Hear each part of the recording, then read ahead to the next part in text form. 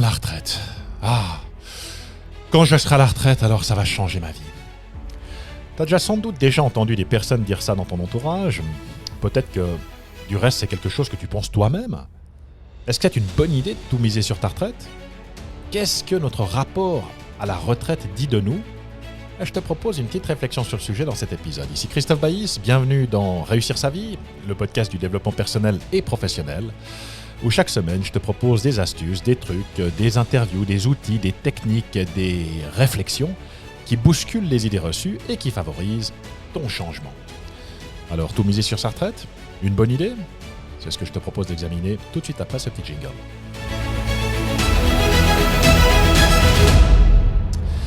Bonjour à chacune et à chacun d'entre vous. Et oui, la retraite, on en parle énormément ces jours-ci. Alors, vivement la retraite. Est-ce que c'est véritablement une bonne idée?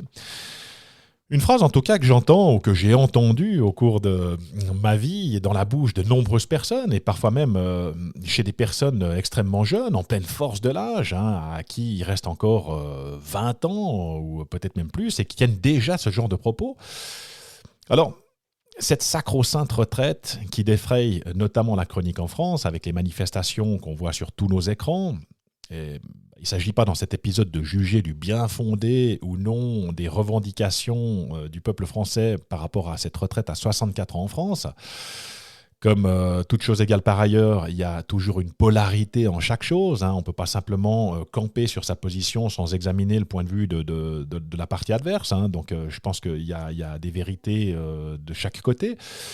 Mais je te propose plutôt d'examiner ça sous l'angle de la Suisse, qui vient de voter il y a quelques mois sur le relèvement de l'âge de la retraite d'une année pour les femmes qui vont dorénavant prendre leur retraite à 65 ans comme les hommes, puisque c'était déjà le cas pour les hommes. Elles avaient un régime de faveur d'une année. Et le peuple suisse a été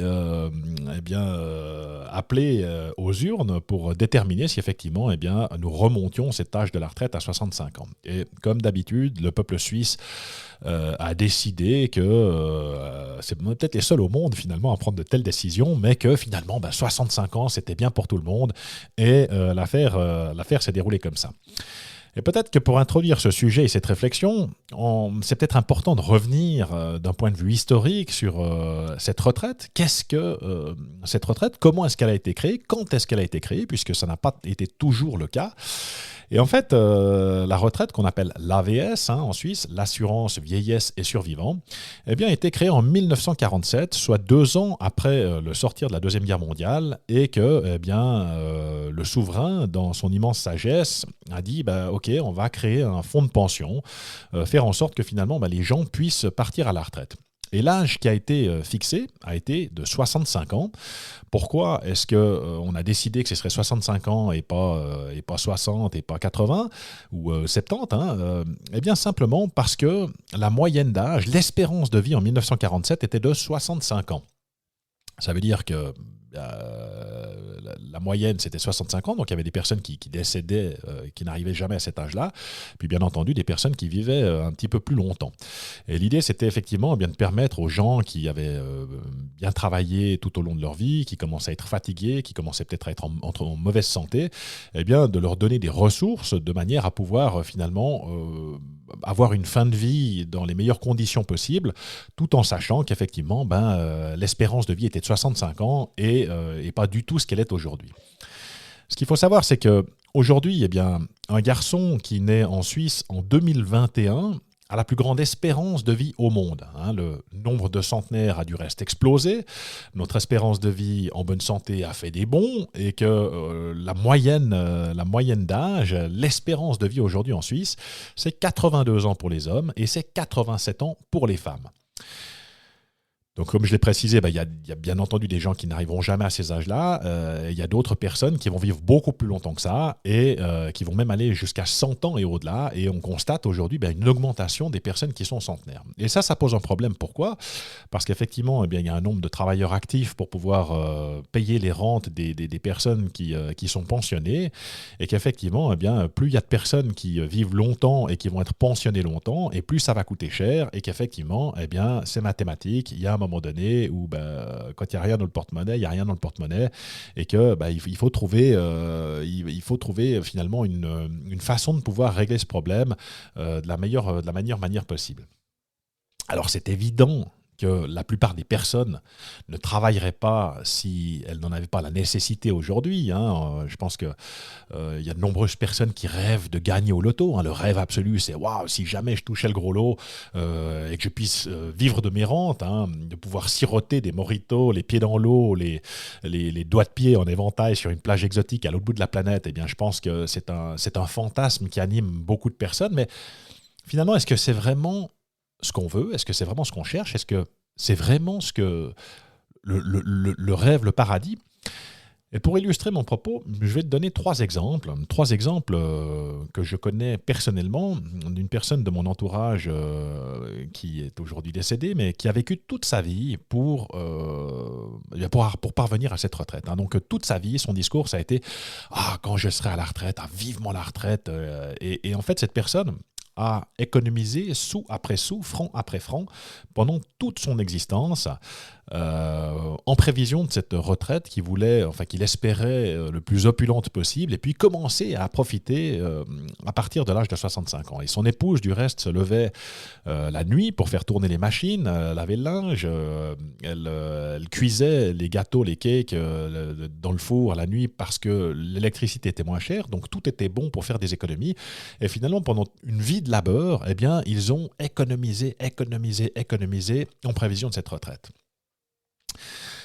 La personne arrive à la retraite et il se trouve que tout à coup, badaboum, problème de santé, un sang de mauvaise qualité qui fait que normalement, si elle était restée domiciliée en Suisse, eh bien, il aurait fallu lui amputer les 2 jambes. Et que, elle a dû s'expatrier dans le sud de la France où le climat est plus serein et que finalement, au lieu de faire ce qu'elle avait prévu, de pouvoir profiter comme dans sa famille, dans son entourage, etc., eh bien, elle a été contrainte de partir dans le sud de la France pour pouvoir garder ses 2 jambes.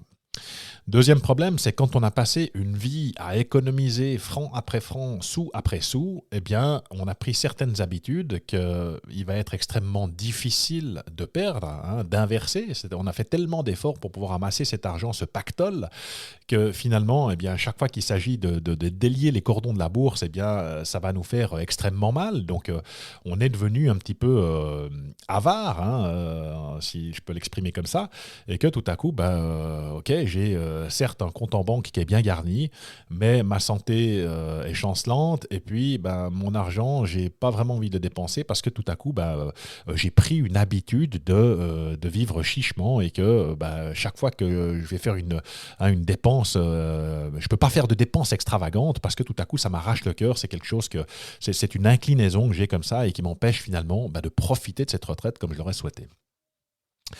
Deuxième exemple, c'est également quelqu'un de mon entourage qui a travaillé pendant toute sa carrière en tant que fonctionnaire dans un service informatique. Il n'aimait pas vraiment son travail. Et effectivement, le moral n'était pas tout à fait au beau fixe, donc il a fallu prendre des médicaments pour se donner un petit coup de pouce, pour des antidépresseurs.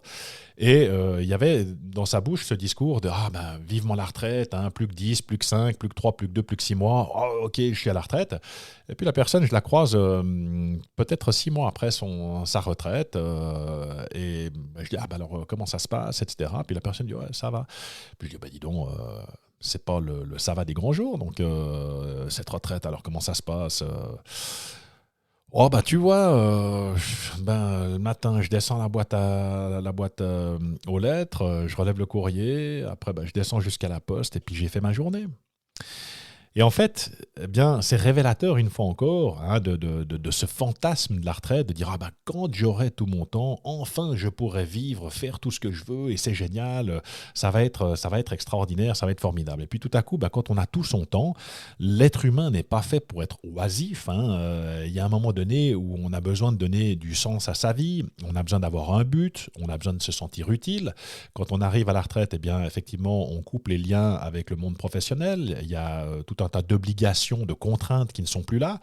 Une fois qu'on arrive à la retraite et puis qu'on a fait la grasse matinée quelques matins, on se dit qu'il y a peut-être autre chose à faire que de rester dans son plumard. Donc on a besoin de retrouver quelque chose, un sens, ou avoir une passion, des hobbies, peut-être faire du bénévolat, faire des choses, donc ou retrouver quelques contraintes qui tout à coup vont nous maintenir alerte au niveau physique, mais aussi au niveau mental, faire fonctionner son cerveau, parce que si on est sans arrêt finalement attendre que la journée se passe, qu'on se plante devant sa télé ou qu'on fait rien de ces journées, on se rend rapidement compte que finalement on a attendu toutes ces années dans l'espoir d'avoir une vie épanouissante, et puis que tout à coup si on n'a pas préparé ça, ça n'arrive pas.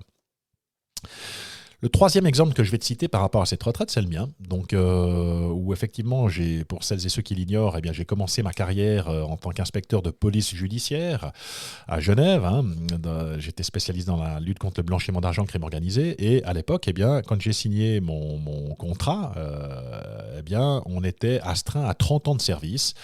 Et étant rentré à 22 ans à la police, ça signifiait que j'allais prendre ma retraite à 52 ans. Donc, à la fin de cette année, si j'étais resté dans ce corps de police, j'aurais pu prendre ma retraite à la fin de l'année. Et quand j'ai annoncé mon départ de la police, on était en 2002, mes collègues m'ont dit « Mais tu te rends compte, et la retraite, mais tu vas devoir travailler jusqu'à 65 ans ». Et puis c'est quelque chose qui m'avait surpris et choqué quelque part, parce que quand j'ai décidé de rentrer à la police, pour moi, à la base, il s'agissait d'une vocation. Donc déjà, le fait d'aller que jusqu'à 52 ans, je me disais, mais qu'est-ce que je vais faire à partir de 52 ans? Je vais m'emmerder. Comment est-ce que je vais pouvoir m'occuper? Je vais être quand même super jeune. En général, les gens, si on est marié, qu'on a des enfants, les enfants sont quand même encore aux études.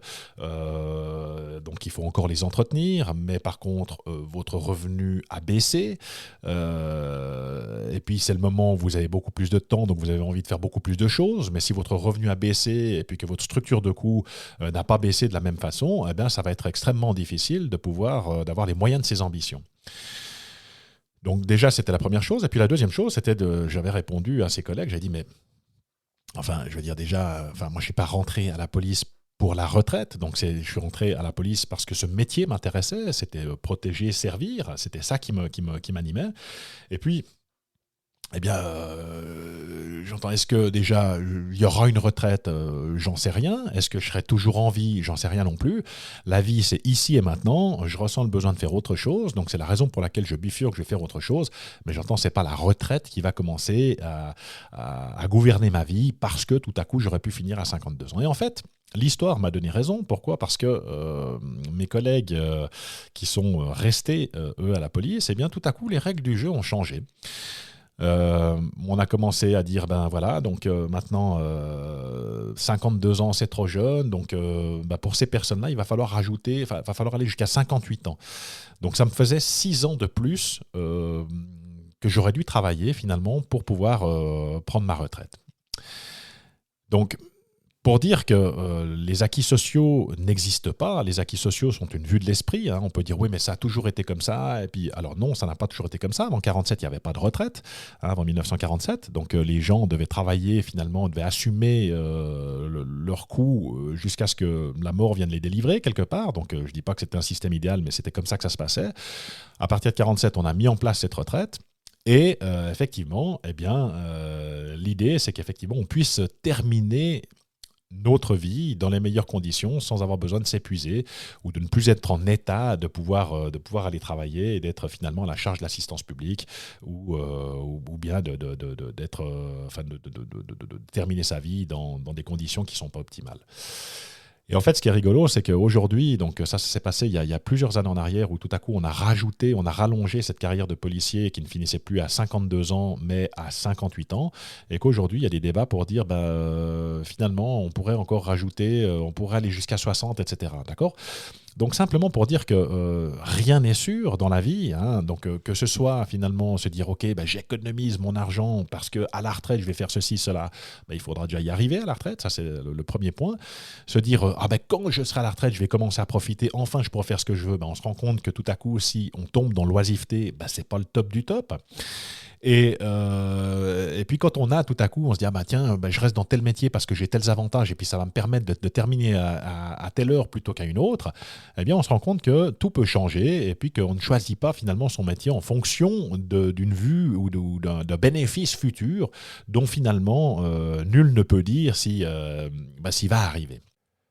Alors je vous raconte ça, pourquoi ? Parce que en fait, le rapport que nous entretenons face à notre retraite en dit long sur où nous en sommes dans notre vie, sur ce que nous pensons de la vie que nous menons actuellement. Si je suis à 1 année, 2, 3 ans de ma retraite et puis que effectivement j'évoque cette retraite et que je me réjouis d'y arriver parce que je commence à être fatigué, que le stress et le poids des années commencent à faire en sorte que mes journées sont plus pénibles que lorsque j'avais 20 ans, bah, c'est complètement OK, c'est dans l'ordre des choses, c'est normal. Et effectivement, donc il n'y a pas de jugement de valeur par rapport à ça. Donc il est normal que tout à coup, on se dise, bah, je me réjouis finalement de pouvoir me reposer à partir de mes 65 ans. Mais quand on a 40 ans, qu'il nous reste encore 25 ans de vie professionnelle, ou quand on en a 50, qu'il nous reste encore 15 ans de vie professionnelle et qu'on est déjà en train de compter, ou plutôt de décompter les années qui nous restent jusqu'à la quille, hein, jusqu'à cette sacro-sainte retraite, eh bien, ça en dit long finalement sur la vision que nous avons de nous-mêmes et de notre activité professionnelle. Et ça veut soit dire que je suis effectivement si fatigué, si épuisé que vivement que ça arrive, mais la route est encore très très longue et très sinueuse et ça va être compliqué pour y parvenir. Et autrement, ça veut dire que simplement, j'en ai marre de mon job, je n'aime pas ce que je fais. Pourquoi ? Je n'aime pas ce que je fais, c'est soit que je n'ai pas d'affinité avec ce job, je me suis lancé dans une profession qui n'était pas faite pour moi, que je n'aime pas, donc il y a des choses qui ne me conviennent pas, et auquel cas, il convient de changer ça, de faire une transition de carrière pour pouvoir retrouver cet élan vital, cette envie de se lever le matin, faire quelque chose qui va nous épanouir et nous nourrir. Soit je n'aime pas le climat dans lequel je fais mon travail, c'est-à-dire que je suis contraint de mettre chaque matin en me levant mon masque social et prétendre que je suis un autre, hein, faire semblant que tout va bien, que je suis motivé, que c'est génial, et jouer la comédie, hein, la commedia dell'arte, comme disent les Italiens. Il ne faut pas que je me positionne, il ne faut pas que je me dise, il ne faut pas faire de vagues, et sinon il va m'arriver des bricoles. Et effectivement, de nouveau, ma responsabilité, quelle est-elle ? Eh bien, c'est dire, ok, pourquoi est-ce que je le fais ? Personne ne me force à jouer un rôle qui n'est pas le mien. Si je dois travailler dans une entreprise et puis faire semblant d'être quelqu'un d'autre, est-ce que j'ai véritablement envie de continuer à travailler pour cette entreprise ? Et le cas échéant, ok, j'ai le choix de pouvoir dire ce que je pense, hein. Moi, je suis pour l'ouverture du dialogue. Je pense que dans la vie, on peut tout se dire. Simplement, il faut y mettre les formes. On doit faire en sorte, non pas de tout casser et puis d'être dans la critique permanente, mais au contraire, de parler de son ressenti et de ses attentes, hein, de faire en sorte que l'autre puisse entendre nos demandes et puis, le cas échéant, faire en sorte qu'on puisse transformer ensemble cette chose-là pour aller vers du mieux qui soit profitable à tout un chacun, mais qu'effectivement, si je passe ma vie à me plaindre de mon sort et puis à me dire vivement que j'arrive à la retraite, effectivement, plus on va avancer en âge, plus les années vont être lourdes, hein, années comptent double, et puis pour finir, je ne sais pas dans quel état on va arriver finalement à cette sacro-sainte retraite. Donc dans tous les cas, tu as le choix de faire autre chose. Alors certaines personnes vont dire « oui, mais je ne sais pas quoi faire » ou « je ne sais pas comment faire »,« oui, mais je n'ai pas d'idée ». Eh bien, bonne nouvelle, je suis passé par là. Donc c'est exactement le questionnement que j'ai eu quand j'ai choisi de quitter la police, c'est que je ne savais pas non plus quoi faire. J'aspirais à trouver un job qui soit motivant, qui donne du sens, qui donne une direction à ma vie, qui soit utile, qui me permette de contribuer, qui soit une deuxième vocation en quelque sorte. Je n'ai pas trouvé cette réponse tout de suite, j'ai fait un choix à défaut de, je suis parti à la banque, où j'ai travaillé pendant 15 ans en tant que cadre bancaire, toujours dans la lutte contre le blanchiment d'argent. J'ai été très bien payé, ça m'a permis effectivement de faire des choses très sympas avec ma famille, voyager aux quatre coins du monde, avoir un style de vie qui était très intéressant, mais au fond de moi, il manquait quelque chose. Il y avait ce truc qui était pas là, auquel j'aspirais. J'avais le sentiment de passer à côté de cette vie et qu'effectivement, eh bien, le jour où ma vie a changé, c'est le jour où je me suis penché sur moi, où je me suis livré à cette introspection, une introspection que je n'aurais pas pu faire tout seul. Et c'est la raison pour laquelle on se fait accompagner, c'est la raison pour laquelle on a des coachs, parce que effectivement, eh bien, ça permet de pouvoir travailler sur soi, de venir gratter dans les angles morts de notre psychologie, de pouvoir venir mettre en lumière ce que nous cherchons, à venir nourrir chez nous, ce qui nous anime dans notre vie, ce qui nous motive, et qu'une fois qu'on a trouvé ça, eh bien après il n'y a plus qu'à faire les petits pas dans la direction souhaitée pour pouvoir faire une transition de carrière et puis s'épanouir pleinement. Hein, j'en suis, j'ai envie de dire, l'exemple vivant, donc vous pouvez me croire sur parole ou pas, hein, mais toujours est-il, c'est que eh bien, si je ne tente rien, je n'ai rien. Si je ne viens pas faire cet effort d'introspection, regarder qui est-ce que je suis profondément au fond de moi et qu'est-ce que je dois venir nourrir chez moi pour être plus heureux, eh bien, je reste dans ma situation. Je commence à sortir mon calendrier, je décompte les années et je peux vous garantir que le temps va être très très long. Et j'aime beaucoup cette phrase qui dit que si tu ne prends pas le temps de te construire la vie que tu veux, eh bien, tu seras contraint de passer très longtemps dans une vie que tu ne veux pas. Et après, c'est libre à chacun finalement de faire comme il l'entend. Soit j'ai pas envie de faire d'efforts et puis ok, j'ai la vie que j'ai. Soit je commence à me poser des questions puis je me dis voilà, c'est ça que je veux. Et puis une fois qu'on sait ce qu'on veut, les objectifs sont beaucoup plus faciles à atteindre. Et le pas le plus difficile à faire, c'est toujours ce premier pas, hein, ce pas où on décide de se mettre en mouvement. Tous les grands voyages et même les petits ont tous commencé par un premier petit pas et c'est de ça qu'il s'agit, c'est de commencer à faire ces petits pas. Donc voilà ce que je souhaitais partager avec vous. Et avant qu'on se quitte, je voulais vous recommander un ouvrage qui est tout à fait dans la ligne de ce dont on vient de parler. Un ouvrage qui a été écrit par cette infirmière australienne dont j'ai déjà parlé dans d'autres capsules, qui s'appelle Bronnie Ware. Bronnie Ware était une infirmière australienne spécialisée dans les soins palliatifs, c'est-à-dire qu'elle accompagnait les personnes en fin de vie. Et dans les pays anglo-saxons, eh bien, les soins hospitaliers coûtent très cher. Pour avoir une infirmière en fin de vie à domicile, eh bien, il faut avoir des moyens. Toutes les personnes qu'elle accompagnait étaient des personnes qui avaient, entre guillemets, réussi sur un plan financier, grosse maison, voilier, voiture, montre ou que sais-je, etc. Et qu'en fait, elle s'est rendue compte que toutes ces personnes partageaient les mêmes 5 regrets. Elle a écrit ce livre qui s'appelle « Les 5 regrets des personnes en fin de vie » que je vous recommande à la lecture et que je ne vais pas vous spolier maintenant, mais je vais quand même vous livrer le premier de ces regrets. Et le premier de ces regrets, c'est ces personnes disaient « J'aurais voulu avoir le courage de vivre la vie que je voulais au lieu de vivre la vie qu'on attendait de moi ». Et quand j'ai lu cette phrase, ça m'a fait un choc. Je me suis dit, c'est exactement ce que je pense. C'est que moi, la dernière chose que je veux, c'est arriver au terme de mon existence, me retourner sur mon parcours et puis faire un tel bilan, me dire, mais si j'avais eu plus de courage, si je m'étais écouté, si seulement j'avais fait ça. Et puis, le seul problème, c'est qu'on est arrivé au terme du temps qui nous était imparti et qu'il n'y a plus rien qui puisse être changé. Alors qu'en fait, on a eu toute notre existence pour pouvoir avoir cette réflexion, pour pouvoir se livrer à notre introspection, pour pouvoir poser des petits pas, faire des actions qui nous permettent finalement d'habiter pleinement notre vie dans une activité qui fasse vraiment du sens pour nous. Et je peux te garantir que quand tu trouves une activité qui fait vraiment sens pour toi, eh bien, ce problème de retraite devient quelque chose de très lointain, quelque chose qui n'est même plus intéressant parce que quelque part, eh bien, tant que Dieu me prête vie et santé, est-ce que j'ai vraiment envie de m'arrêter? Alors, c'est encore un petit peu tôt pour le dire aujourd'hui. Je verrai quand j'aurai 65 ans, mais en tout cas, ça n'est pas un but ultime. Au contraire, ce sera simplement une étape de ma vie et que je pense que c'est bien dommage finalement quand on passe toute sa vie à attendre quelque chose qui se produira peut-être ou peut-être pas, ou peut-être plus tard que prévu, et qu'il vaut mieux bien faire en sorte de se construire la vie qu'on veut. Parce que j'aime beaucoup cette phrase qui dit dans la vie, si tu ne prends pas le temps de te construire la vie que tu veux, tu seras contraint de passer beaucoup de temps dans une vie que tu ne veux pas. Donc voilà ce que j'avais préparé pour vous aujourd'hui. J'espère que vous avez eu du plaisir à écouter cette capsule. N'hésitez pas à me mettre un petit like ou un commentaire le cas échéant. Vous pouvez sans aucun problème la partager avec des personnes de votre entourage. On ne sait jamais, ça peut être utile à quelqu'un quelque part.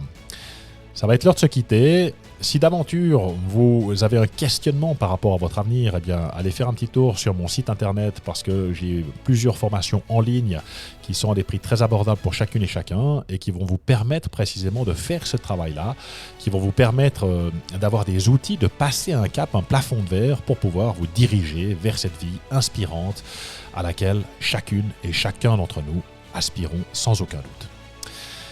C'est tout pour aujourd'hui. Je vous souhaite une excellente fin de journée et jusqu'à notre prochaine communication, je vous dis à très vite.